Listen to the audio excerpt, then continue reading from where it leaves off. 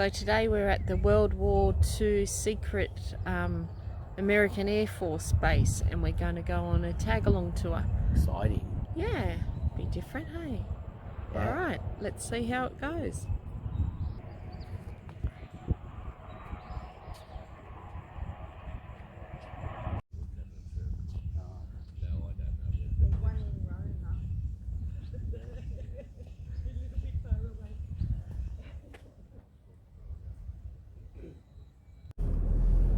Here we go on our tag-along tour. We're off. We're off. Secret American Air Force bases in Charleville. What would they be in Charleville for? Fair enough, it's pretty early in the morning. We did have the Brisbane Line, but that wasn't until the war, I didn't think, where we had the line across Australia where we were supposed to stop the Japanese, but I don't know what else. Yeah, so that's definitely a major one. So that's the Brisbane Line is controversial. So the whole part of the Brisbane Line was the thought of if the Japanese did, finish that island hopping and hit North Queensland or Darwin, we would retreat back to Charleville, and they would have to get through. If you've ever been to Cairns, like I grew up there, the tropics are awful. Getting troops through there, getting supplies, it's just a war tactic to make everyone use all their resources before they got to you, whereas we were quite easily in a sweet spot with that line. The thing with the Brisbane Line is that there's no proof of it existing, but there's people saying that yes, this was fair. And I mean, if you look into it, I mean, it makes a good amount of sense that you would have that as your last defence on site. Has anyone heard of that one before? No? Good. See, it's still a secret. Well, it was until you declared it. Yeah, I'm just telling everyone all that they worked for. But yeah, so the Norden bombsight is a piece of equipment made by Norden. He was a very religious man, very strict, and he saw on the war that bombs were not very accurate. And a lot of civilians are getting, they're the brunt of this. So he decided that if he created a sight, if you will, so if he made kind of like a target piece of equipment, that would make it more accurate to where you want that bomb to land, then less civilians would die. So he set to work. He Swiss, they're obviously known for making like quite great watches, things like that, so he was very good at that intricate like tinkering side of things. So he created the Norden bombsight, and he kind of showed it to the US government, and he said, hey, I've got this piece of kit right here. It can land a bomb in a pickle barrel, if you will. And so they obviously saw that, like, this is a genius idea, this is the edge we have over everyone else in this war. So they wanted to keep it a huge secret. It was just below the Manhattan Project. So does anyone know what the Manhattan Project is? Yes. Yeah, so that's nuclear weapons. Yes. So this was second under that. So Wow. incredibly major. The amount of funding the US base put into it was equivalent to today's $1.4 billion went into this piece of equipment.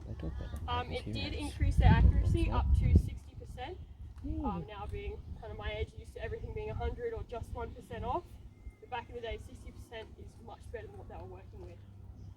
It was a huge impact, especially in the Navy, kind of that war zone, being able to drop it on the planes, on the ships, things like that, having a Pacific War. So a major player in that game. We do have one in here, so get you opened up for it. But in there you'll see the actual Norden bombsight. It would have been placed in kind of the nose of your plane, where they just would have been sitting in front of glass, essentially, to see how it all worked. It's kind of, I'm not a bombardier or anything, but you can see the original training video. They have it on YouTube now of what they used to show them in the classrooms and everything. But it basically started autopilot in a way, so they would just enter in the details, and it would tell them, okay, as they're flying over, drop it down, and it would hit where it needed to. So it actually inspired today's drones, which are now at more of that 100% accuracy. So without this, we wouldn't have what we have now. It was used all through the Korean War, things like that, but they later swapped it out to more of a surveillance purpose when they start to get more things that improved. Another cool thing, you have a look through it, the crosshairs themselves are actually made from blonde hair. there is one notable woman who shaved off her entire head of hair, sent it to the US military and said, hey, like, do this, you know, this is my duty. So obviously they made those crosshairs. They didn't give her anything until much later in her life. I mean, obviously it's traumatic when you shave off all your hair. For me, I would definitely be crying. But much later in her life, I think she was in her late 90s, that she finally got a letter written to her saying thank you for your service and the contribution you've made to us. That was nice of him. So Yeah. it's better late than never. Yeah. It's, They just made it. definitely have a look through here. So this is the Norden bomb vault. Yeah.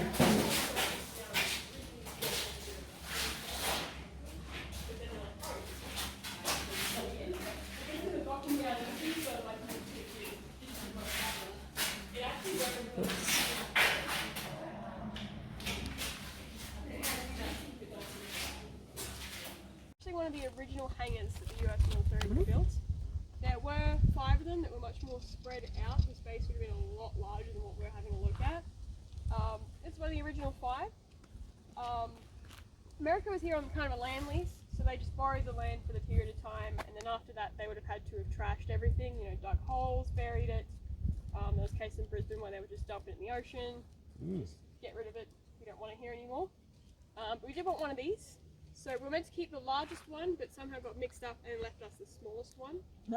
Quite nice. You can kind of see on the sides, you've got your little kind of flat things where it would have actually had aircon. So one other place in town with aircon as well. Is there any guesses on what that could have been? Oh, it has to be the pub.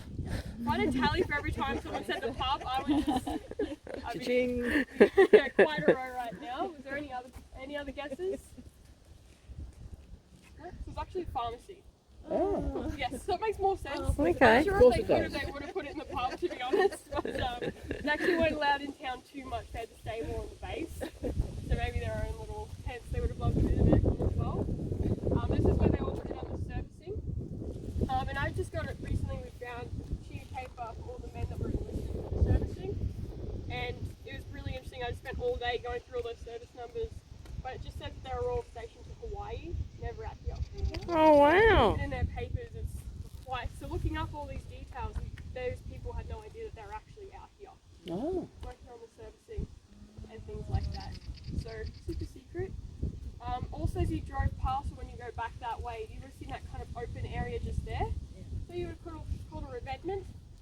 So when they had their planes that they wanted to hide in the mulga, obviously if you look through that mulga right there, you're not going to see much. You're not going to see very far past it. The perfect hide your little plane, your boards.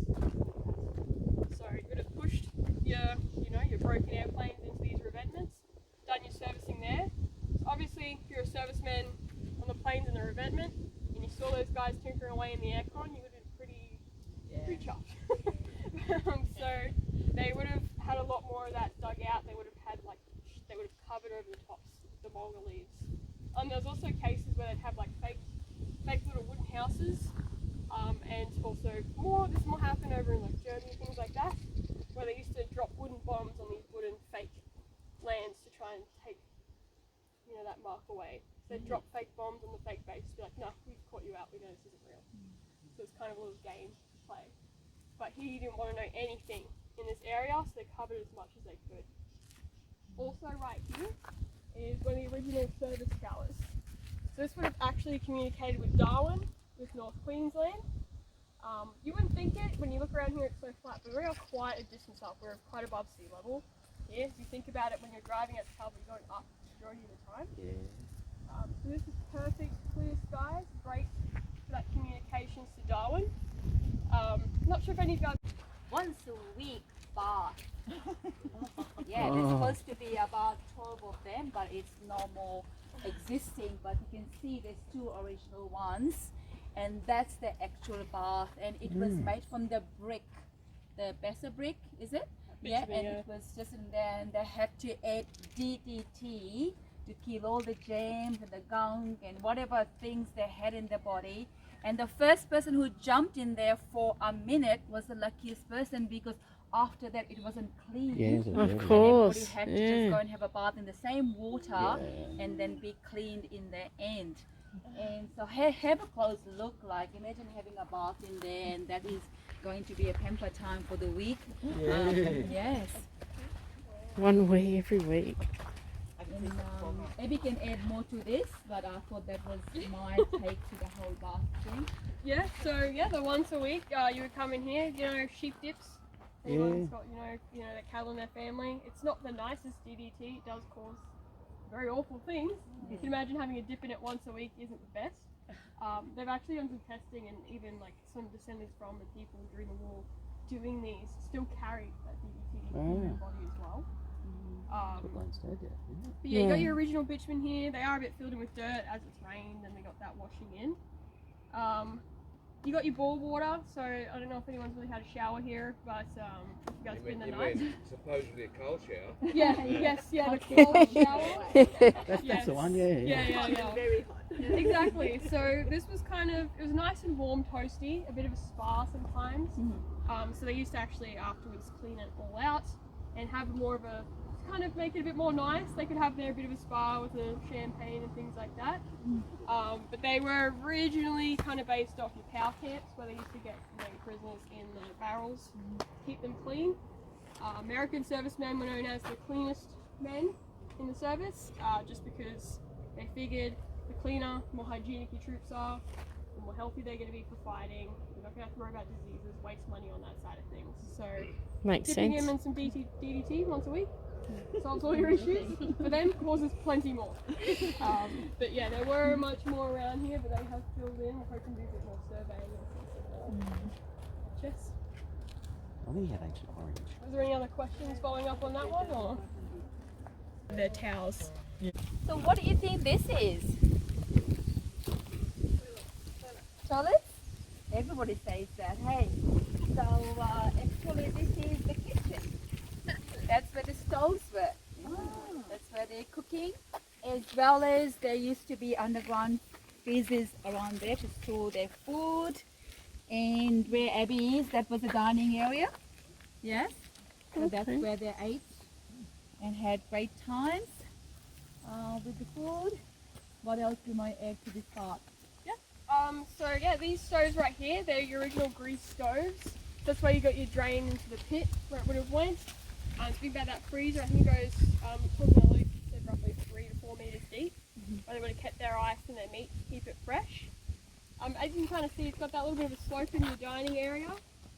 So if they were, dirty, gross or anything like that, just hose it on out. As I was saying, the fire hydrants, because we actually still use them today, that one's definitely looking a bit new and bright red. The main reason for this one kind of being here, there were more located around the base, this is kind of your main one, because that house just there with the greenest grass in Charleville, rivaling the airport, that was an on-base nursing quarters. So they had 2 Australian nurses based in there. They believed they would rotate from Roma, come back here for a few treatments and stuff. And you can imagine being 2 Australian women stuck with, mostly American servicemen. They had quite a few visits there, maybe a few cuts and bruises. Yeah, one of the most common, I think, reasons that they would have really gone into here is the mulga trees. They're actually got toxins in them, so if you get a splinter, it can actually do a bit of damage. So the trees themselves are quite toxic. So we would have had a lot of that going on in there. Jane's hole. Oh, look at them. It seems like small here in this structure, however it was spread all around here. So it was the place where they came and danced and socialized and had the fun of the week, I suppose, in that sense. And there's a little area, you see there's a barbecue area as well. They had big bricks, and again there's fire hydrants there. And there is a part of dance hall still alive in Charleville. Can anybody have a guess where it would be? At the pub. And the pub. Pub is the perfect place to go and dance, right? It is supposed to be at RSL, isn't it, Abby? Part of the dance hall structure is at RSL. So if you do go there, find out which part it is. So I'll pass it to Ed and she'll talk more about this place. Yeah, definitely. So this part at the structure here, I mean, it's just that kind of would have washed out. You got your drains on the side. This is a tiny chunk of what that dance hall would have been. The actual building itself, again, talking to Luke, he was someone that actually went to the dance hall as a kid. It actually kind of stretched out to where that kind of clump of trees are just there. It was actually built after the whole World War II when they had to pack everything up. So during the process of tearing everything down, they built this dance hall as a bit of a reward for the troops. You know, thanks for everything you've done. Thanks for camping in these tents, 38, 36 degree heat. You know, thanks for all that. We'll build you a dance hall. And again, as someone who's obsessed with reading the papers, they used to advertise their tickets for swing nights, kind of American themed dances and stuff. There was one annual dance that was a big deal. They would have had their own parking spots as well at that point, so they would have, you know, anyone who was rich enough and wanted to show off a little bit, you'd park your own car around here as well. And they'd have these themed dances and kind of just have a real good time. This is where you get to see, as I was kind of like talking about before, you see that Australia, they used to, you know, the Red Cross salvos, they were here. They used to actually get all the women from in town, get them in a bus out to here, and then have your party there. Women had discounted tickets, so they were definitely invited more so, Australian men not. Has anyone heard of like the little bit of the Brisbane kind of war? Yes, I have. Yes, so there was a bit of civilian fighting where the Australian men were like, what is going on here? We're sick of these Americans. And rightly so. Stealing our women. The Americans were getting clean clothes. They were getting all these things that weren't necessary for any of their work. It was just the recreational side.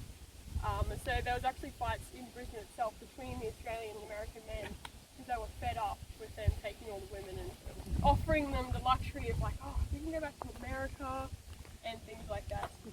And I mentioned Caroni's, one of the most infamous bull rides of Charleville was one of Caroni's daughters. Obviously, if anyone's worked in a small business or their family owns one, your best workers are your children. They're basically the cheap labour and they'll do the best job. It's in their best interest. So he was quite upset when his daughter said, I've met this American soldier. I want to go to America with him. Bye. Obviously, they're a Greek family. As an Italian, I can kind of relate to what this whole situation would have been. So he was very upset. You know, flights to America weren't easy. They weren't something simple, so he was realising that he's not going to see his daughter anymore for this man that has appeared from this base. So that's a very common war bride. There were cases where if you were an Australian woman who left for overseas, you actually had to revoke your Australian citizenship. So it was a big deal. You can imagine a lot of the women here would have gave up everything just to follow this guy they've met for a couple of months. And sometimes you get back to America, it's a bit of a catfish situation where it's not the best living conditions. So it would have been a big deal, but plenty of parties hosted here. Luke was saying that it was probably some of the best woodwork you've ever seen. You'd never see such great floors that were made. They had jamming sessions, no set bands really. If you knew how to play a piece of equipment, you play it and everyone would kind of dance to that. Before it got relocated to the RSL. And that wood cover is the wood covers would go over your water hydrants to keep them protected from the heat from using tractors.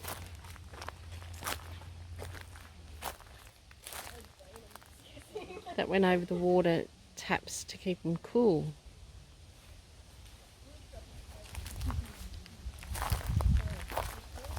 So this kind of flat area here, our best guest, talking with Carmel and everyone, this would have been like a bit of a laundry area, clean all your clothes. There you go. This is the majority of the original structure is there, not with that sheen mechanism or heckin. You also would have had tanks along the side, and as you can imagine, they just want to have these daily showers to have to stay clean, which is nice.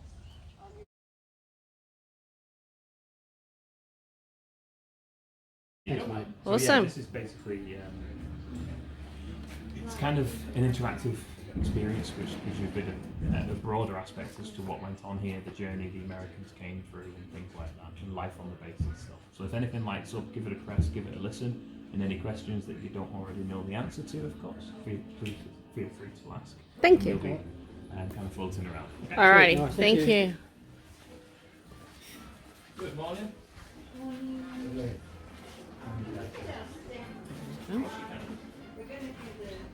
Oh, how big is that? Looks like a slip through the porthole. Oh, look. Push a button to begin. We were taking in the scenery when suddenly the scenery really improved. Dude, what? These girls looked like they were waiting for someone like us. We have to learn everything the hard way. Oh, straight the Americans. Oh, no, straight the No, Aussies. the Aussies. Aussies, yeah. They really go big men down here. We figured the only guys who win a yank fighting off out you for the round girls. are the nips. And I guess they figured it that way too.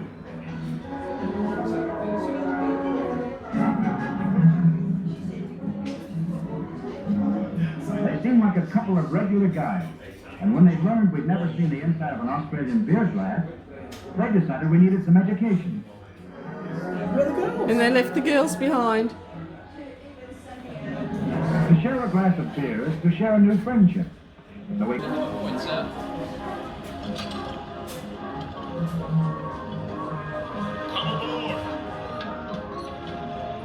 Sometimes the beer is warm, Dad.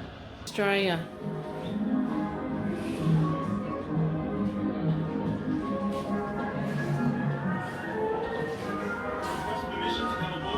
So we're now inside the World War II Secret Base Museum. Just did the tour. Tour was definitely well worth Oh, it. here we go, John. Pick the headset up for more instructions. Saluting officers and such. You'll find out about all those, but the main point is, they like us and we like them. Press the button. There is one thing to get straight, right off the bat. You aren't in Australia to save a helpless people from the savage Jap. Maybe there are fewer people in Australia than there are in the Okay. You need to take a shower once a day. It's a luxury here in Charleville. We have multiple warm water, so no excuses. Uniform, Charleville salute. When you meet the local flies, it all makes sense. Breakfast is 0600, dinner 1200, supper 7. There is so much information about the Americans out in Charleville.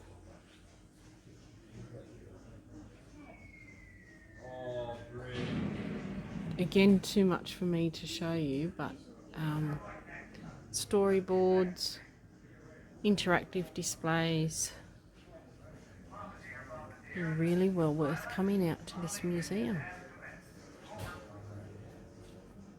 Some people give a special salute here. That's a Charleville salute.